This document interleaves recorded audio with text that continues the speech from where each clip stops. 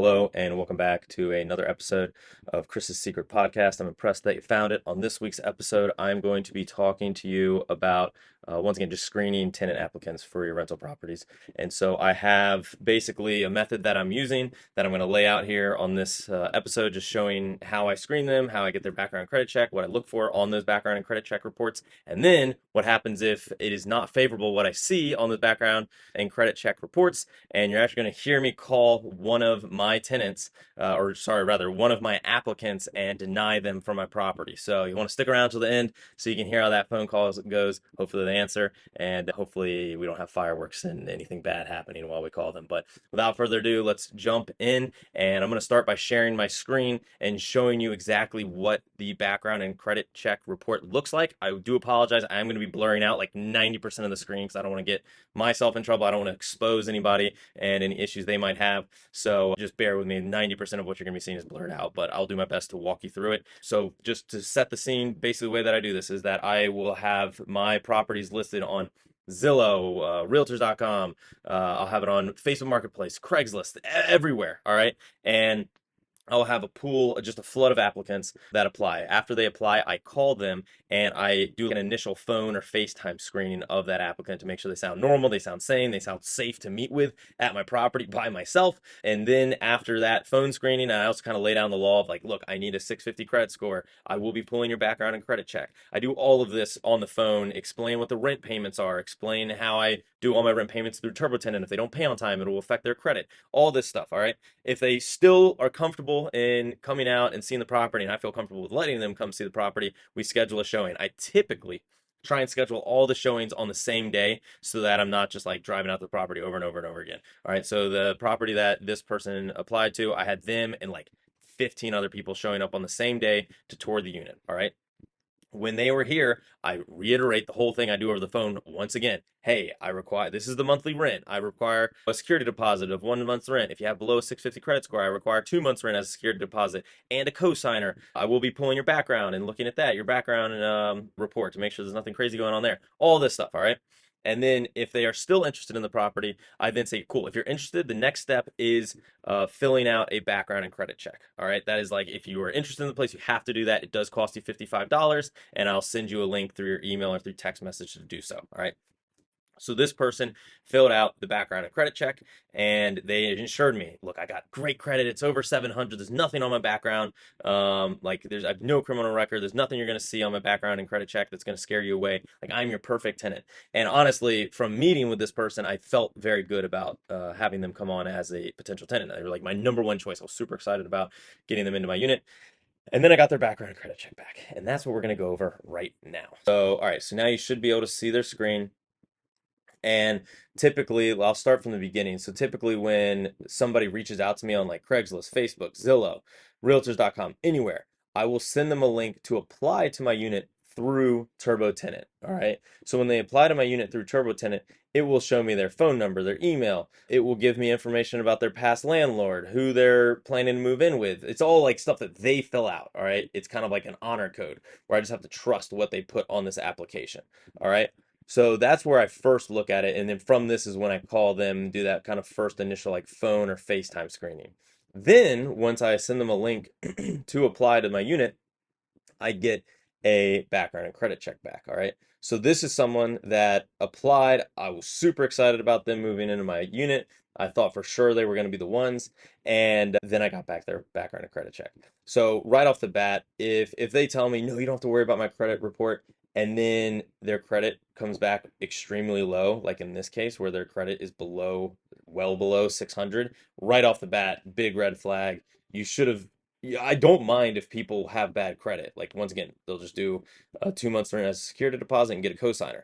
However, if you're lying to me about your credit being great, thinking that for some reason I'm not gonna be able to find this out when I do the background and credit check, already a red flag. A red flag. Also, if you tell me there's nothing I have to worry about on the background check, and I see something that is an issue, and really there's only two things that are going to be an issue for me on the background check. All right. First one's going to be if they're a registered sex offender.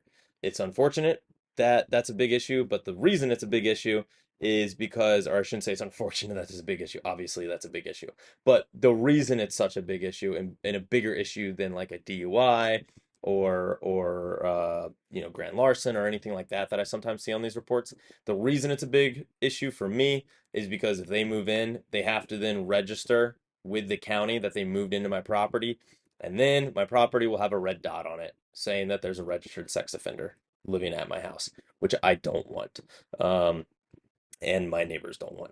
So unfortunately, that is a big issue for me. I'm not saying I wouldn't rent to them necessarily, but it is a big determinant in if I'm going to be renting to them, or it does at least affect it.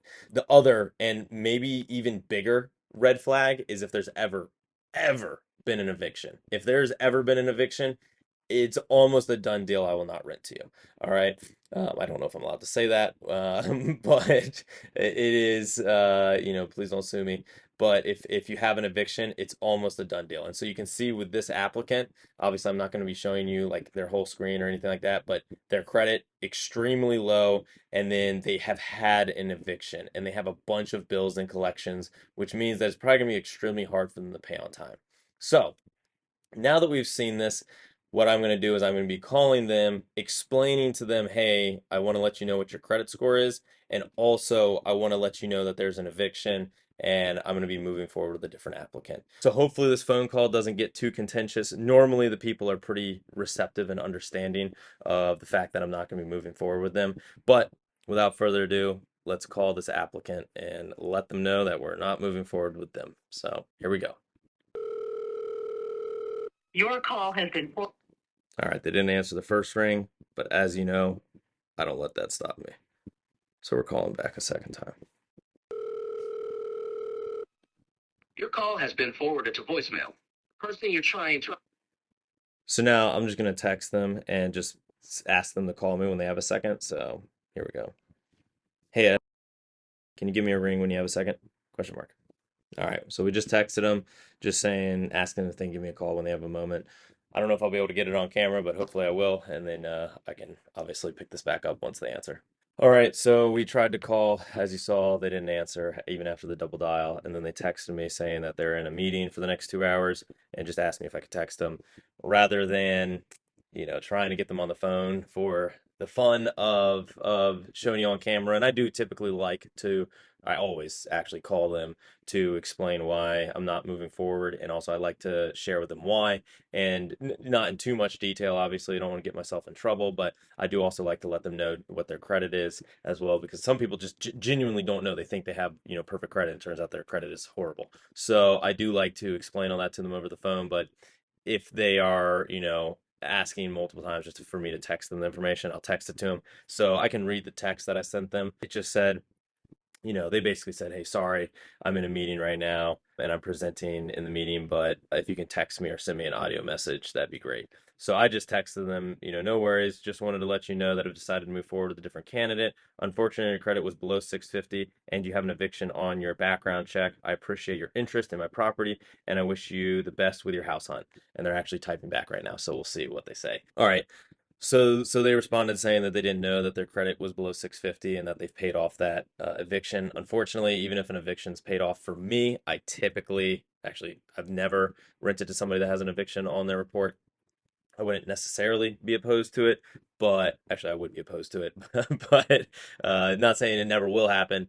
But also what I just sent back is just pictures of their background and credit check, just so they're aware of what's showing up on the report. Because a lot of people have never looked at their report, and what you see on Credit Karma is not always the same as what it actually is when you do a hard pull. So I just sent them photos showing their credit score as far as what I can see, and then showing their collections as well. And then I just let them know, hey, got it. Thanks for your insight on this.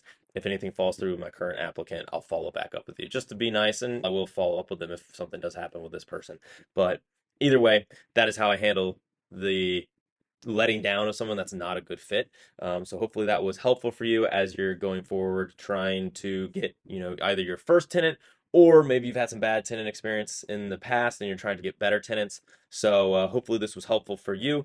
And if it was, all that I ask is that you subscribe to my YouTube channel. It really means the world to me. I'm putting this content out for free, mainly so that, one, I can look back on it and I can use it as a reference for when I'm finding new tenants. I do kind of forget what I'm doing sometimes, so it is nice to have this documentation to show, hey, this is what I did last time and this is how it worked out. So either let's do it again or let's not do it. That way, moving forward. Also, I'm doing this for my friends and family that are always asking me for advice on either how to get into real estate or how to pick good tenants. So hopefully they can use these videos to try and get as good of a tenant as possible. And then last but not least, I'm doing this just for anybody else that's trying to, get out of the rat race, become financially independent. Hopefully these videos will help you do that as well. So with that being said, peace out, y'all.